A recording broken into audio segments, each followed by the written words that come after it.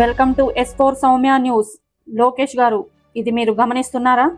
పాపం కార్యకర్తలకు మీరు చేసే రాజకీయం అర్థం కావటం లేదు. కొన్ని అపోహలు సోషల్ మీడియాలో వ్యక్తపరుస్తున్నారు. మీరు ఏ విధంగా అడుగులు వేస్తున్నారనేది సామాన్య కార్యకర్తలకు ఎలా అర్థమవుతుంది? అర్థం కాదు కదా. కర్ర విరగకూడదు, పాము చావకూడదు అనే విధంగా మీరు ముందుకు వెళుతున్నారు. కానీ కార్యకర్తల ఆలోచనలు చూస్తుంటే స్మార్ట్ మీటర్లంటే రైతు మెడకు ఉరితాడని మేమే ఉద్యమం చేశాం. హూ కిల్డ్ బాబాయ్ అని గోలగోల చేశాం. మెగా కృష్ణారెడ్డి మెగా కుంభకోణం గురించి ఇంటింటికి వెళ్లి ప్రచారం చేశాం. కోడికత్తి శ్రీను కేసు, అలాగే అవినాష్ రెడ్డి అరెస్టుకు సిబిఐ అధికారులు కర్నూలు వెళ్తే మొత్తం పోలీస్ యంత్రాంగం అడ్డంగా నిలిచిందని, ఇదేం అరాచకమని మేము గోలగోల చేశాం. కానీ సంవత్సర కాలం నుంచి అవినాష్ రెడ్డి అరెస్టు ఊసే ఎత్తడం లేదు చంద్రబాబు గారు. అలాగే స్మార్ట్ మీటర్లు రైతు మెడకు ఉరితాడు అన్న మనమే అదే స్మార్ట్ మీటర్లను బిగిస్తున్నాం. షిరిడి సాయి ఎలక్ట్రికల్ కంపెనీ జగన్ బినామీ అని గోల చేసి ఇప్పటికీ ఆ కంపెనీ దగ్గర నుంచే వేల కోట్ల విలువ చేసే ట్రాన్స్ఫార్మర్లు, ఇతర పరికరాలు కొంటా ఉన్నాం. మరలా ఇండోసోల్ కంపెనీకి 8,000 ఎకరాలు కరేడు దగ్గర ఇస్తున్నాం.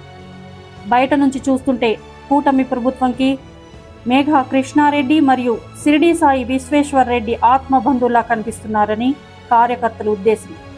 ఇప్పుడు లోకేష్ చేసే రాజకీయం గురించి క్లుప్తంగా వివరిస్తాం. ముందు వీడియోలోకి వెళ్లే ముందు మా ఛానల్ని సబ్స్క్రైబ్ చేసుకోండి. లోకేష్ మొండోడు మాత్రమే కాదు, అమితమైన మేధావి. 2019లో జగన్మోహన్ రెడ్డి అధికారంలోకి రావటంతో ఫస్ట్ ప్రజావేదికని కూల్చివేశాడు. సెకండ్ పోలవరం రీటెండరింగ్ చేశాడు. నవయుగ నుంచి తీసుకొని మేఘాకు అప్పగించాడు. విద్యుత్ కొనుగోళ్లకు సంబంధించిన చంద్రబాబు చేసుకున్న ఒప్పందాలన్నింటినీ రద్దు చేశాడు. వైజాగ్ నుంచి లూలుని, అదాని డేటా సెంటర్ని, ఇన్ఫోసిస్ని, ఫిల్మ్ ఇండస్ట్రీకి కేటాయించిన కొన్ని స్టూడియోల్ని తరిమి కొట్టాడు. ఒక్క సంక్షేమ పథకాన్ని కూడా మొదలు పెట్టకపోగా కోడెల శివప్రసాద్ గారు ఫర్నిచర్ దొంగతనం చేశాడని దొంగతనం కేసు పెట్టాడు. ఇలాంటి కార్యక్రమాల వల్ల ప్రజల్లో జగన్ పైన తీవ్రమైన వ్యతిరేకత మొదలైంది. ఆ మొదలైన వ్యతిరేకతతో పాటు చంద్రబాబుని అసెంబ్లీలో అవమానించడం, అసెంబ్లీలో భువనమ్మని అవమానించడం, చంద్రబాబుని అరెస్టు చేయడం వంటి అంశాలతో జగన్మోహన్ రెడ్డి అధఃపాతాళానికి పడిపోయాడు. ఇప్పుడు కూటమి ప్రభుత్వం గత ప్రభుత్వం మొదలుపెట్టి చేసుకున్న ఒప్పందాలను, అవి ఇండోసోల్ కరేడు భూమి కానీ, రామాయపట్నం పోర్టు కానీ, పోలవరం బనకచర్ల ప్రాజెక్టు కానీ, భోగాపురం ఎయిర్పోర్ట్ కానీ, వీటిని పూర్తిగా డిస్టర్బ్ చేస్తే ఆంధ్రప్రదేశ్ బ్రాండ్ అనేది పూర్తిగా దెబ్బతింటుంది. రానున్న రోజుల్లో కూడా ఎలాంటి పరిశ్రమలు రావు. ఆంధ్రప్రదేశ్లో ప్రభుత్వం మారినప్పుడల్లా గత ప్రభుత్వం చేసుకున్న ఒప్పందాలకి ఎలాంటి విలువ ఉండదనే మెసేజ్ పారిశ్రామిక వర్గాల్లో వెళ్ళిపోతుంది. అది గమనించే లోకేష్ కర్ర విరగకుండా, పాము చావకుండా రాజకీయం చేసుకుంటూ వెళుతున్నాడు.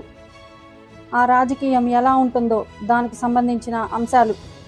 వాడే రాజకీయ చదరంగంలో బలైపోతున్న పార్టీలు ఏంటి? తెలంగాణ ఫోన్ ట్యాపింగ్ వివాదం అనేది ఎన్ని మలుపులు తిరగబోతా ఉంది?